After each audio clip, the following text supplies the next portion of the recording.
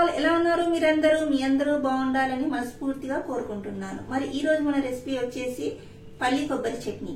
ఎప్పుడైనా మనం దోశల్లోకి మామూలుగా పల్లి చట్నీ చేసుకుంటాం కదా, కానీ అది రెగ్యులర్ అయిపోయింది. కానీ ఇప్పుడు మనం వెరైటీగా కొబ్బరి పల్లీల చట్నీ చేసుకుందాం, చాలా బాగుంటుంది. మరి వాటి కోసం కావాల్సిన పదార్థాలు వచ్చేసి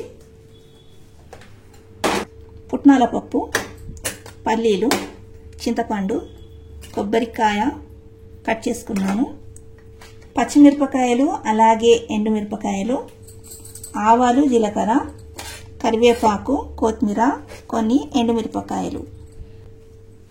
మరి చూసారు కదా కావాల్సిన పదార్థాలు. మనము ప్రాసెస్ స్టార్ట్ చేసేద్దాం. ముందుగా స్టవ్ వెలిగించుకొని ప్యాన్ లో ఆయిల్ వేసుకుందాము.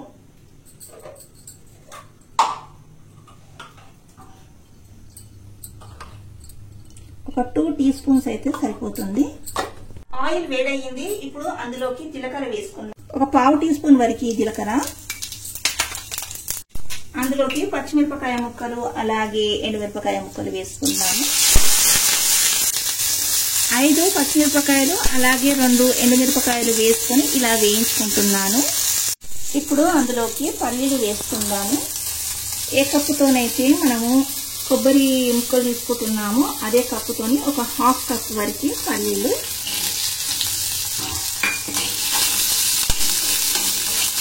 పల్లీలను ఇలా కాస్త వేగనివ్వాలి.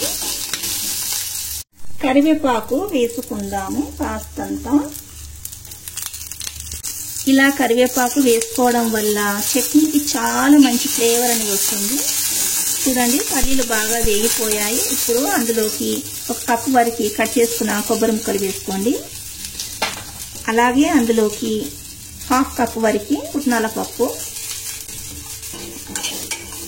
ఇలా మొత్తం అంతా కలుపుకొని వేయించండి.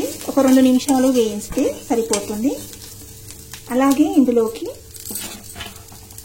కాస్తంత చింతపండు వేసుకోండి.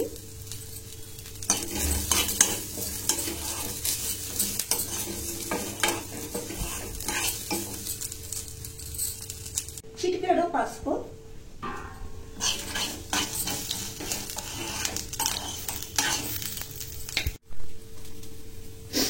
కొత్తిమీరను కూడా వేసుకుందాము, చాలా బాగుంటుంది.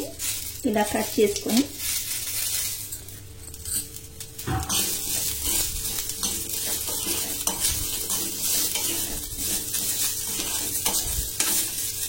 స్టవ్ ఆఫ్ చేసుకుని చల్లారనిద్దాం.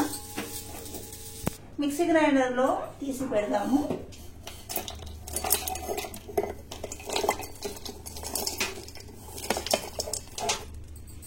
మరి గ్రైండ్ చేసే ముందు ఇందులోకి కాస్తంత అల్లం పేస్ట్ వేసుకుంటున్నాను. చూడండి, అలాగే చట్నీకి సరిపడా ఉప్పు,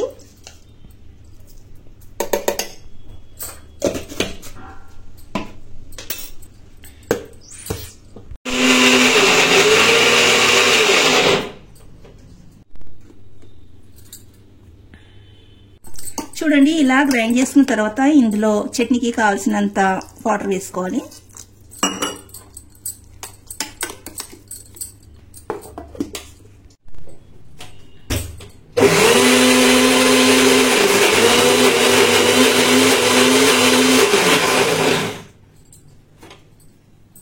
చూడండి, ఈ కన్సిస్టెన్సీలో గ్రైండ్ చేసుకోవాలి. ఇంకాస్త పలసగా కావాలనుకుంటే ఇంకాస్తంత వాటర్ యాడ్ చేసుకొని గ్రైండ్ చేసుకోండి. గ్రైండ్ చేసుకున్న చట్నీని ఇలా నేను ఒక గిన్నెలో తీసి పెట్టాను. మరి ఇప్పుడు మనం చట్నీలోకి పోపు చేసుకుందాం. పోపు కోసం ముందుగా మనం స్టవ్ ఆన్ చేసుకుని ప్యాన్ లో ఆయిల్ వేసుకోవాలి. 1 or 2 టీ స్పూన్స్ వేసుకుంటే సరిపోతుంది. పోపు కోసం ఆవాలు, జీలకర్ర అలాగే ఎండుమిరపకాయలు, కాస్తంత కొత్తిమీర అలాగే కరివేపాకు రెడీగా పెట్టుకున్నాము. మరి ఇప్పుడు మనం స్టార్ట్ చేద్దాము.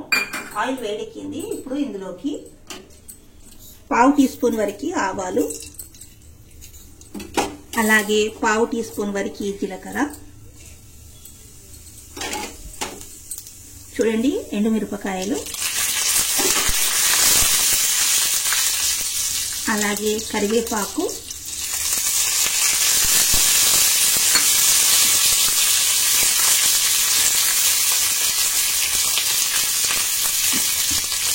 ఫైనల్ గా కొత్తిమీర,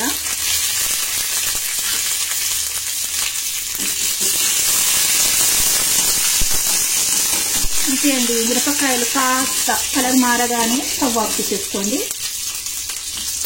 పోపును చట్నీలో వేసి కలుపుకుందాం.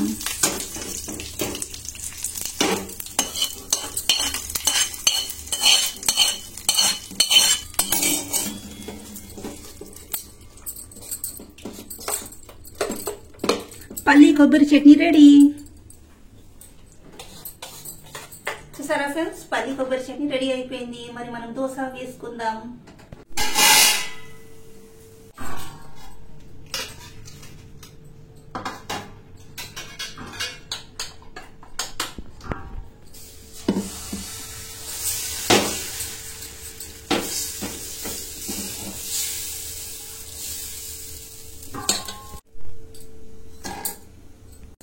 దోశల్లోకి ఎమ్మీగా పల్లి కొబ్బరి చట్నీ రెడీగా ఉంది. మరి టేస్ట్ చూసి చెప్తాను ఎలా ఉందో.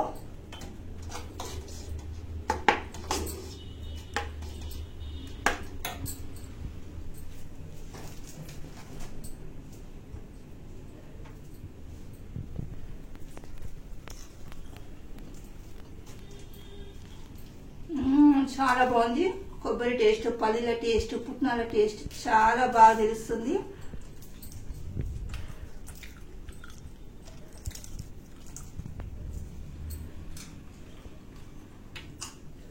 చూసారు కదా ఫ్రెండ్స్, ఎంత యమ్మీగా మనము పల్లి కొబ్బరి చట్నీని రెడీ చేసుకున్నాము. మరి టేస్ట్ కూడా చాలా బాగుంది. తప్పకుండా ట్రై చేయండి ఫ్రెండ్స్. మరి నేను చేసిన ఈ పల్లి కొబ్బరి చట్నీ మీకు నచ్చితే తప్పకుండా మన ఛానల్ ని లైక్ చేసి అలాగే మన ఛానల్ సబ్స్క్రైబ్ చేసుకోండి.